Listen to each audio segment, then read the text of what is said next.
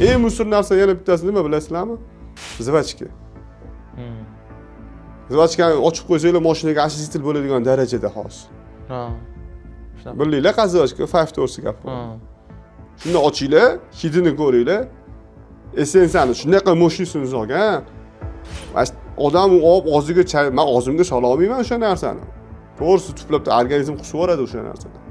Sababi u вообще zaharda-yu. Odam ta'm bilish xususiyatini yo'qotib qo'yadi. Nima yeyotganini bilmaydi u zvachkani chaynagandan keyin. Miyatali.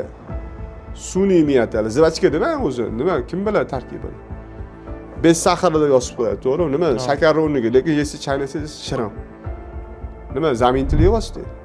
Saxaroza yeyotgandirsiz balki. Sun'iy shakar yeyapsiz. Sun'iy shakar shakardan 100 ming marta battar.